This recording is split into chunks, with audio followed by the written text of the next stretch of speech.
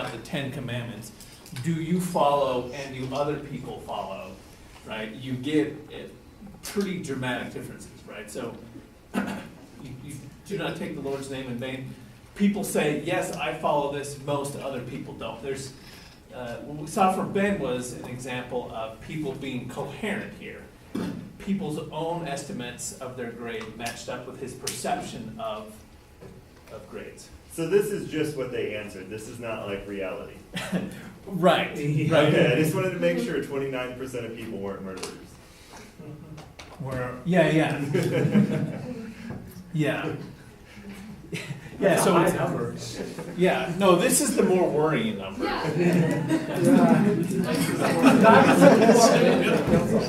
Yeah.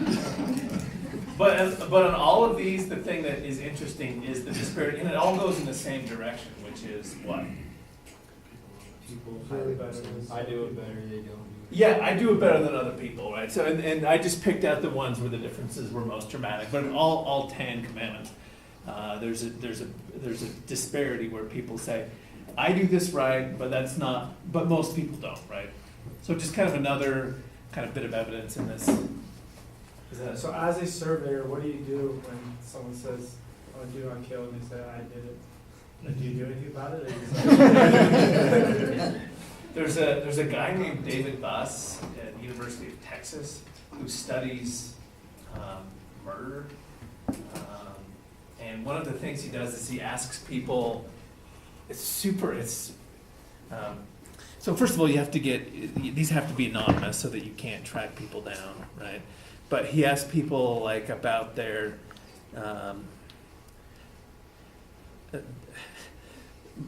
murder fantasies and like how in depth they are, and people are really a surprising number of people, including college students, have really elaborate and specific kind of plans for killing people.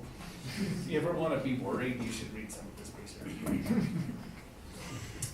But so in general, so you have to report a crime if somebody confesses to it, and depending on the kind of crime, like drug use and stuff like that, that's all anonymous and confidential. So what's the difference between these two pictures? One is Photoshop. One is what? It's been touched. Which one's been touched? One right. How can you tell? Because it looks better. It looks better? So specifically, as you look at it, what differences do you notice? What's the Cheeks lower are back? narrow. On her face, Slimmer. smiles, yeah. There's color in that. The cheeks are smaller. Wrinkles on the left side. Yeah. So so what they did in this study, and I think this is a brilliant way to conduct the study. One of the things they did was they got pictures of the participants, and they morphed the picture of the participant about 15% with the candidates. So this is the participant in this particular case.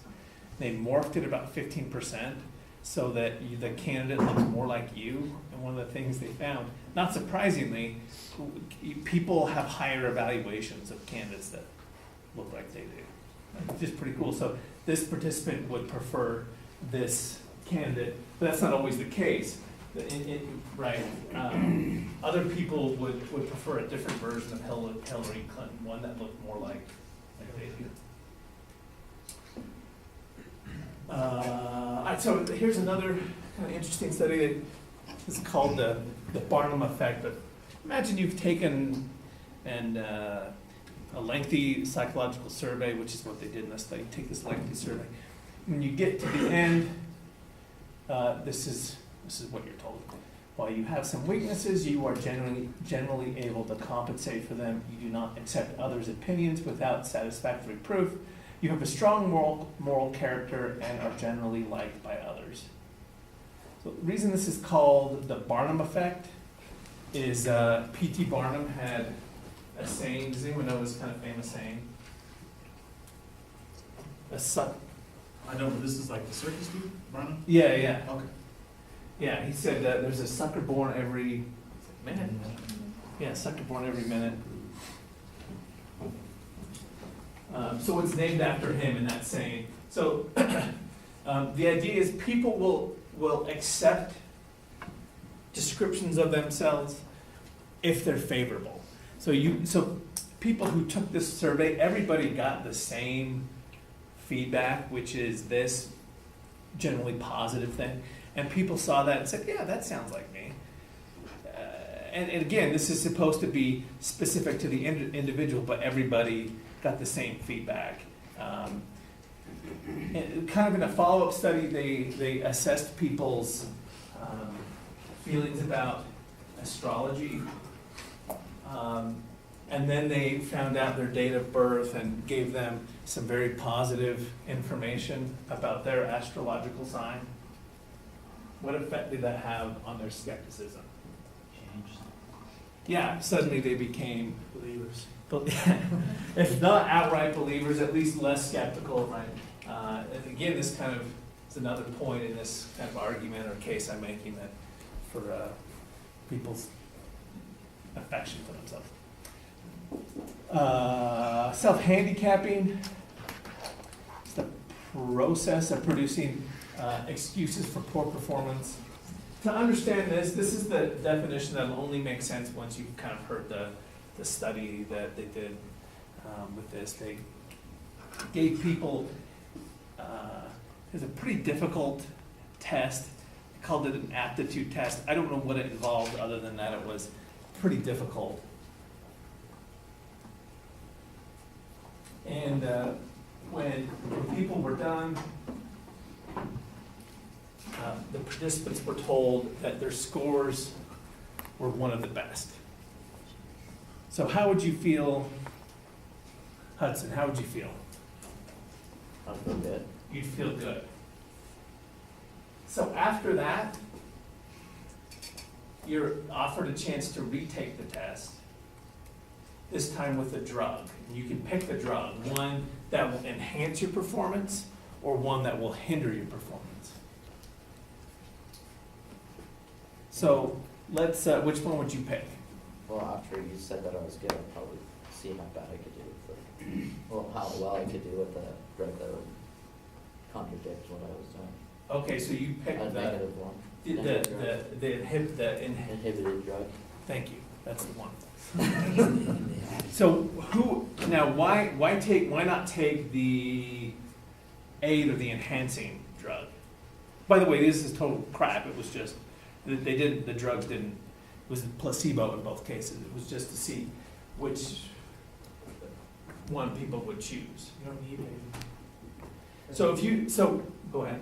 Because if they took the one that aided their performance and it wasn't better than their first time, then they would have felt like it was a fluke, and they didn't want to be shown that this was bad the first time. That's exactly right. It's funny, I've taught this probably 15 times, and the logic has always been really slippery for people. People always assume that people want the drug that would aid them. But if you begin with the feeling that you're doing really well, then this, let's say you get told that your performance was one of the best, then you retake it with the drug that enhances your performance. What happens if you do well? What happens if you do poorly?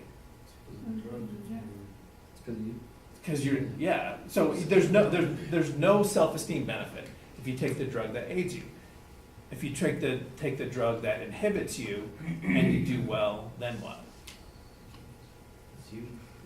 You feel great, right? If you're good, you feel great. If you do bad, it's not your fault, it's your fault. Yeah, so overwhelmingly, when people are told that their scores are one of the best and they're given a chance to take the drug that inhibits or aids them, they go for the one that inhibits them. What does this have to do with self-esteem or loving yourself? Divert it onto other stuff. What's that? You can divert it onto other things, like the blame. You can just shield yourself. Yeah, exactly. Yeah, that's exactly it. You don't. You get to feel good about yourself. Either way. So the idea of and people. So this isn't just something that you see in the lab. People do this in real life a lot. You know, people might have like a really hard test, and you don't wanna study for it, what you don't wanna do is know what would happen if you tried your hardest, right? So you might not study, right, leave it to the last minute and cram.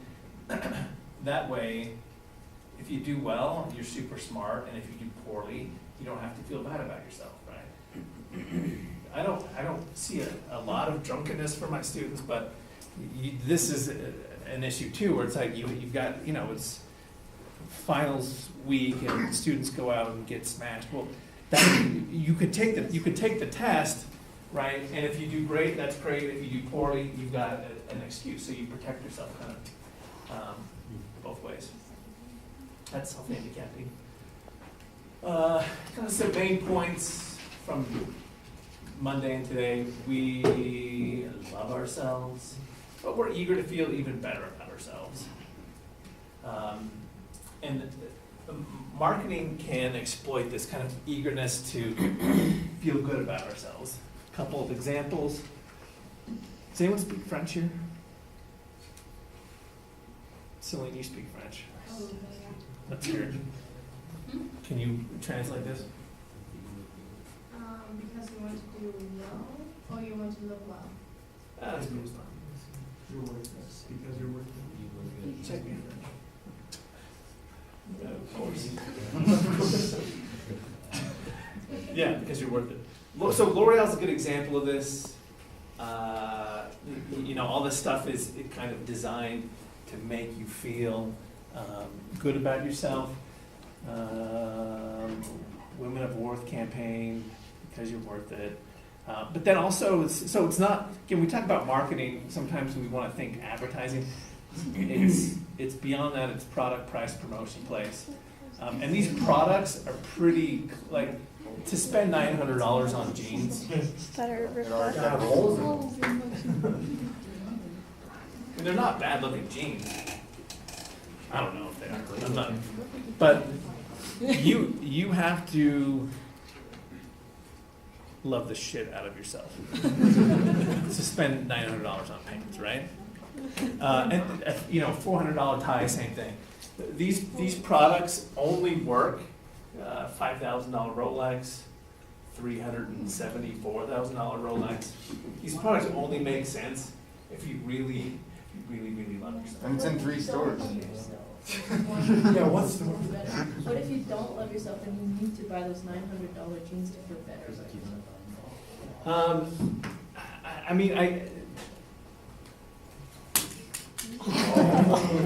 See what you did? So the question, the idea of people not, there's this idea that people kind of are hollow and they're eager. Let me just kind of back up a little bit. I don't really buy this argument that that people are empty and of love, and so they act out in order to get it. I think what's much more common is that people really love themselves and are kind of egotistical, or they're humble. So I think if people who tend to be humble tend to avoid these kinds of self-love products, and I think people who love themselves are more drawn to them. So I think, and this is kind of a tricky thing, but my sense is that these products appeal more to people who love themselves and less to humble folks. Is that? It's kind of like the risky sex thing that you talked about last class, where we always associate risky sex as people that have low self-esteem, but in reality, the more self-esteem you have, the more that happens. Yeah. There's another kind of thought, and I'm remembering this now. There's a guy who does executive coaching, and he talks about the superior worm. And he's got this idea that people, and this kind of fits with what you're talking about, the superior worm feels better than everyone else, but also secretly kind of loathes themselves. It's hard to identify that empirically, like what does that look like on a questionnaire? Or how do you, somebody who both really loves themselves but also feels some loathing towards themselves. I kind of buy that as an abstract idea, but it's really hard to see that empirically. Did you know what I'm saying? Yeah, I do. I was just connecting it also to like compensating for something, just like with if you can't skateboard and you buy all the really expensive. Yeah, things. the symbolic self-completion. Yeah. Yeah. Does that be where like the perceived self and the actual self come in? So like the actual self, I'm not really into this Rolex thing, but for whatever reason other people perceive me to be into the Rolex thing. It would cause that like dissonance, that really uncomfortable feeling of I'm lying to myself, I'm not worthy of love, so I need to buy this thing in order to appeal to other people. Oh, that's good too. Or, Well, here's where you guys, well, here's a couple more examples and then I'm gonna leave this open to you. So, quality you can trust, craftsmanship you deserve, products you want, service you deserve, providing service you deserve. This idea again sort of appeals to people's kind of affection for themselves, this idea that you can feel better about yourself, or that you're worth a lot. Which brings me to project 5. Yeah. So I'm gonna just keep you guys in your same groups, your phone jobby groups. I want you to do 2 things. Show current marketing examples of the love of self, and then create a new advertising campaign that kind of capitalizes on these ideas. So something that appeals to people's love of self. We do this, not this Friday, a week from this Friday. You'll have 4 to 5 minutes, put these together, and it'll be like that first project where you kind of vote on the better projects.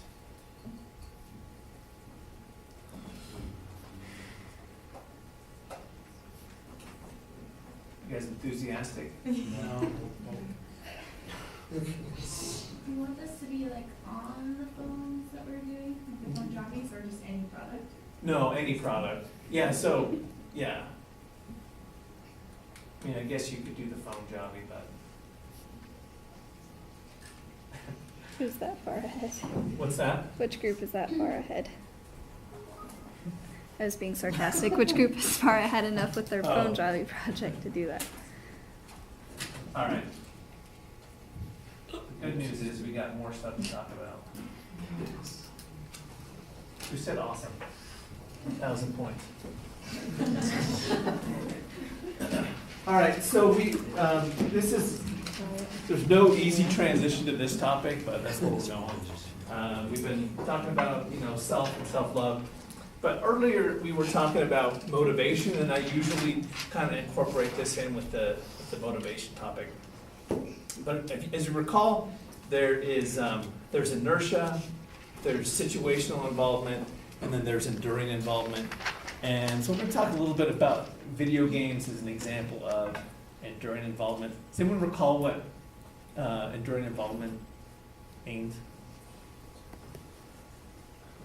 it's something more that's like a hobby towards you, so you stay interested in it over time, always. Yeah, so it's something that you enjoy, you get some satisfaction out of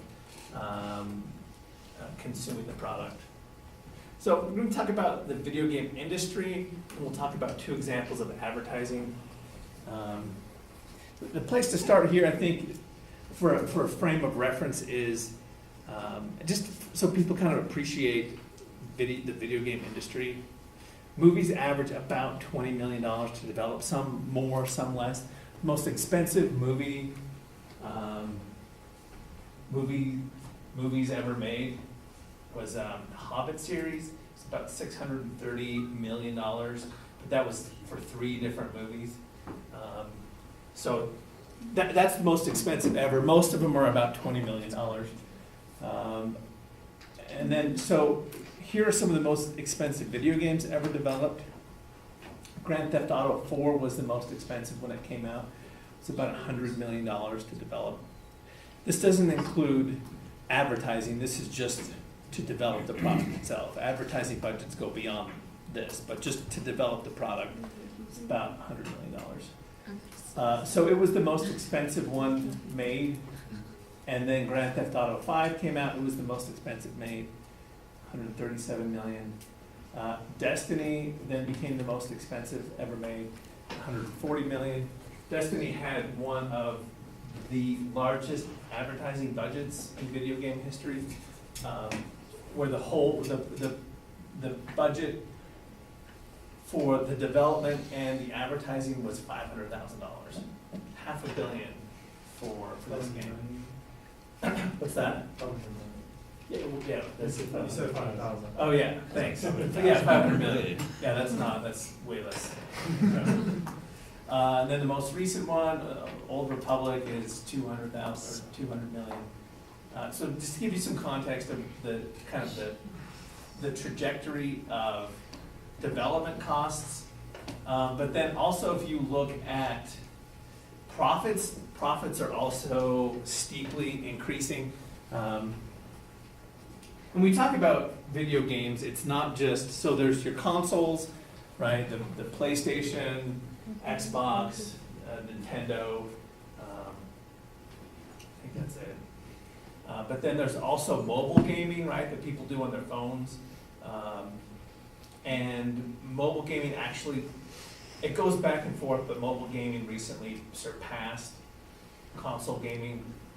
Yeah, a console game is usually $60, and a mobile game is usually $1 or $2, but people just buy a lot more of them. So mobile gaming, there's actually more revenue there. The whole, if you look at the whole in the U.S., entertainment and media, so this would be concerts, football games, television shows, movies, the whole thing. 630 billion. Video games are 102 billion of that. So pretty sizable chunk of all entertainment. So that gives you kind of a sense for how large that industry is. And one of the kind of growing trends is, we talked about product placement in movies.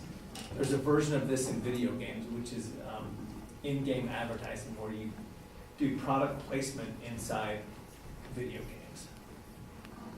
So this goes back, this is early 90s, where Adidas was advertising in kind of an early version of a soccer game. So there's some history here. You see this growing with popularity. Does anyone play the Madden games, football games? So tons of advertising, right? What stands out to you in those games? Well, even in the new Madden now, even the jerseys have advertisements now. So there'll be like Nike Color Rush jerseys, and you can like buy them on the PlayStation Store, so your team can have their jerseys. So you said, So like you spend, like people can spend money just to have a jersey. so you can spend money. Just to have like the 49ers all black Color Rush jersey, costs $5. Yeah.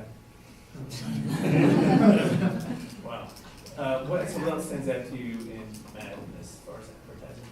I noticed, like, depending on the stadium, I mean, all the stadiums are owned by someone, but there's just like, the crowd is just blurry blobs, right? And then there's like a logo, right, or something like that on the side.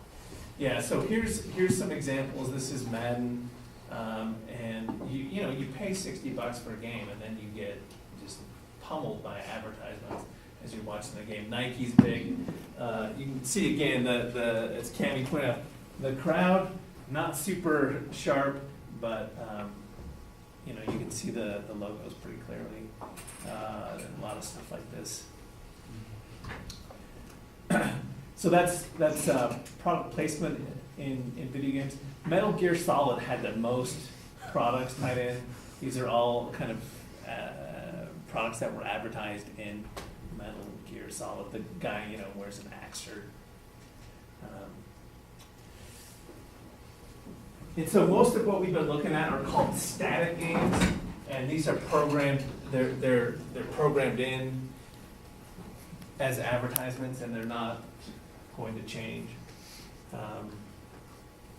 It might make scenery. This is Splinter Cell, and a lot of the stuff that you see.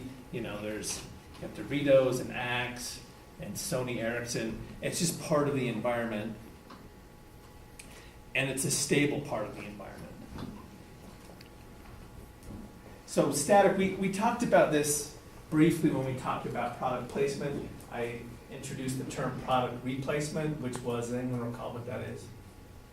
It's like when they were to use M&Ms instead of Reese's Pieces. So, Isn't it when like it changes every time, like so in like a TV series, you pay for like a certain amount of episodes that you display them, but it changes? yeah, exactly. So you can, so the products are put in digitally. They're not there permanently. So you might have a table with a Pepsi can on it. That can could change over time, right?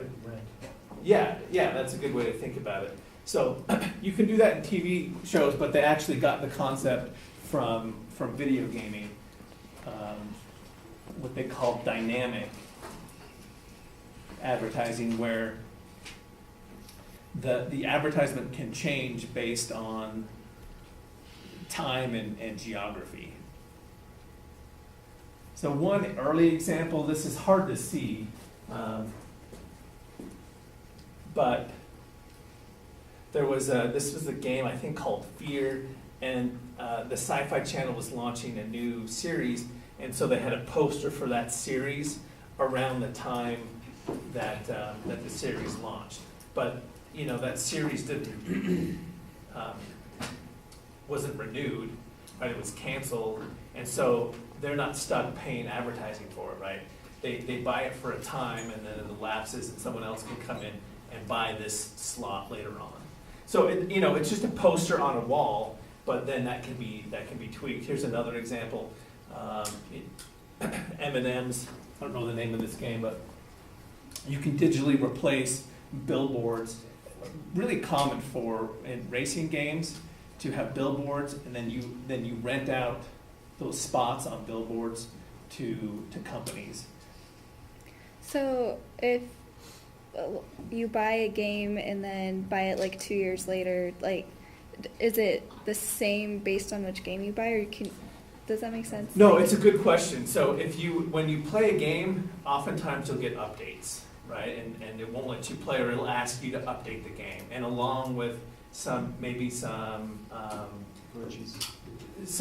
it might be fixing, it'll also change the advertisements in the game. Okay. So, yeah, that's a good question. This is something that Obama used in both previous elections. He used dynamic in-game advertising. Of course, it doesn't make sense for there to just be an Obama ad there permanently. It only makes sense for that to be there around the time of election, and then also geographically. Where do you want to spend your advertising dollars? America. In America, be more specific. In Yeah, in contested states or swing states where it's open, and this is something that Obama did. They were, I think, really smart about it. They advertised only around the time of the election, and they did it in swing states. And they chose their video games wisely, I think. Yeah, the sport. Sports and racing, they did not, Grand Theft Auto, though. yeah, you don't want to, violent games or games that are offensive or whatever, that doesn't make sense. Here's another example, so,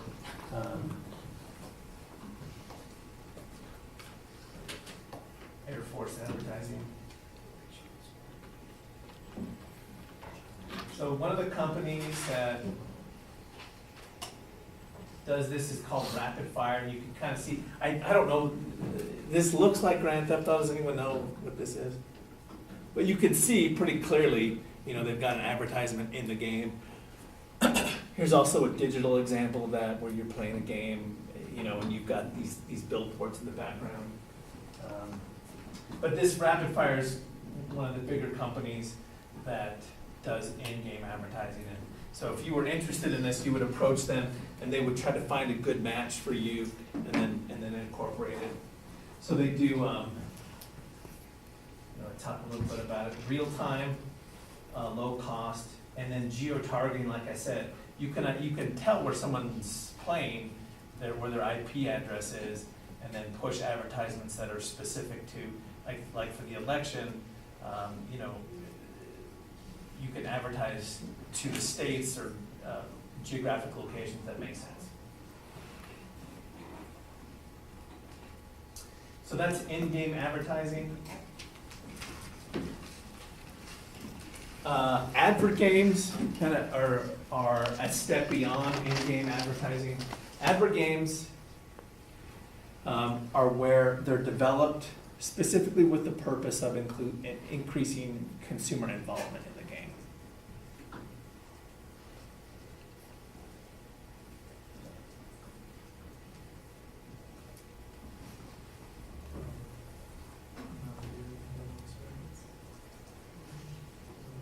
Have you played one? Yeah, It's like a Mountain Dew game. yeah, that, or like when they, will like give you like double experience in Call of Duty or something if you buy a Mountain Dew can. And so like it literally helps you with the game to like get the product. Okay, that's a little different. So these are games that are specific. I'll show you some examples. So here are some older examples, but like Burger King, Sneak King, or Burger King, Big Pimpin'. You know, when they had the super creepy dude, you play as that character, right? DQ Tycoon was a game that Dairy Queen funded, right? And it's about you. So you play as it's a little bit like Sims. If any of you guys know Sims, it's a little Sims-ish, and you kind of manage Dairy Queen. You keep the Frosties fresh or whatever. Frosties might not be the right term, but you know what I'm saying. Blizzard. What's that? Blizzards. Thank you. So this goes back a ways too. Here's probably late 80s, 70s, early 80s. This is a Coke advert game where you shoot Pepsi. California Raisins had a game too, didn't they? Did they? I think so. That sounds right, yeah. This has kind of come in and out of favor a little bit. Would Monopoly count as that, or like board games, like visual games? No, I don't know. So the idea here is that there's a brand that's trying to increase its awareness, and the channel they're choosing is through video games. So you become more kind of bonded or affectionate or have more positive feelings towards that brand based on a game. So usually there's a good bit of distance between the game. You know, if you look at the companies that we're talking about, it's a lot of times it's food companies. So, you know, Dairy Queen and Burger King, 7-Up, Pepsi.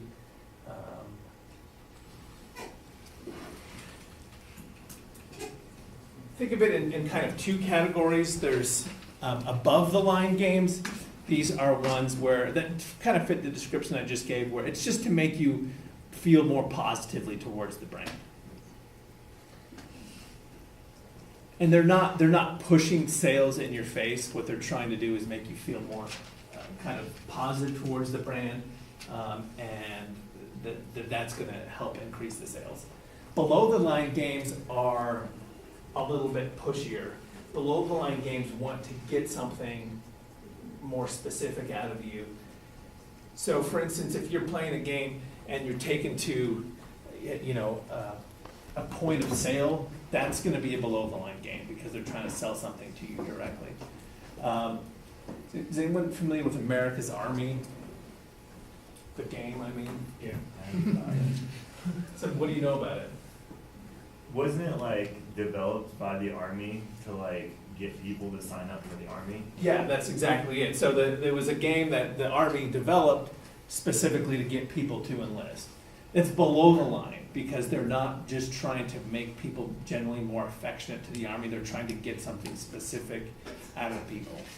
So again, above the line is just kind of fun, make you feel better about the brand. Below the line is they've got a specific plan for what you're going to do, which is join the Army, for example.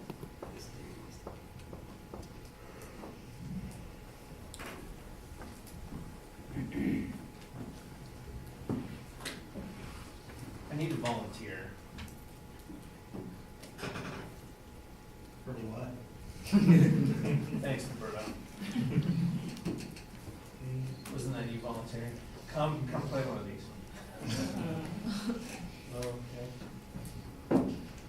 bloopers. It's got a fun name. Okay, loop the bloopers. Don't loop the face. Oh,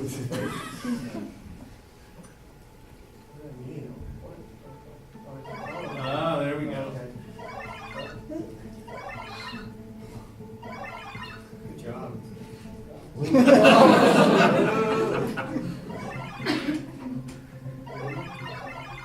You're gifted, man.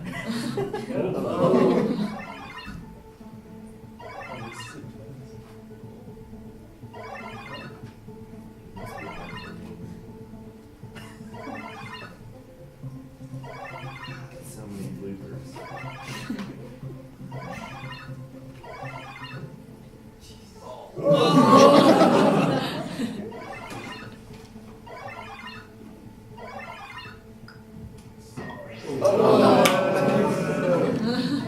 What is that thing anyway? It's like a. It's Captain Crunch. It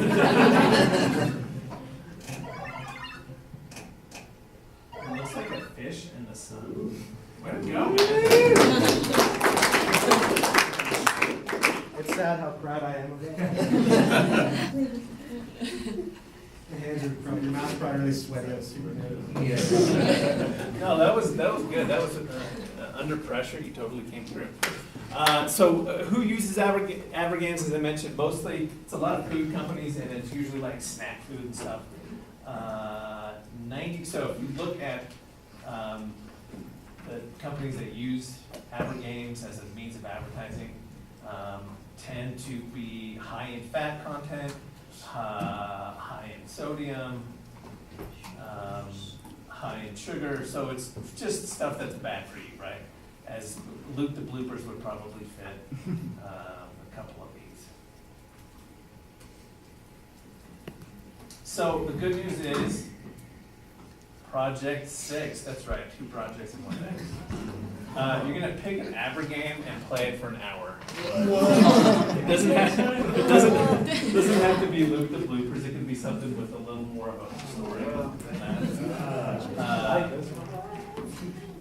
So document your experience, however you want to do that.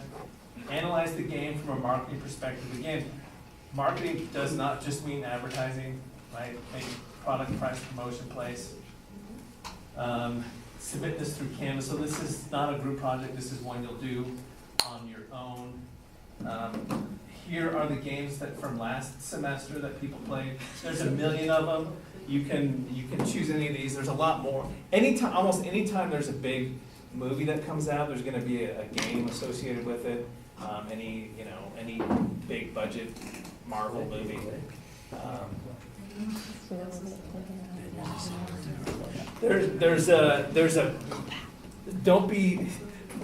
There's a McDonald's game that looks like it's from McDonald's, but secretly it's like super subversive and anti-McDonald's. So, I mean, that's cool if you want to play that, but beware. All right, so I'll post this on Canvas. And So you just want to give a description of your experience with it? however you want to do it, Okay. however you want to do it. Yeah, you want to score? Maybe if it's impressive. If you're on a leaderboard, then definitely. That's action credit. All right, that's it for today.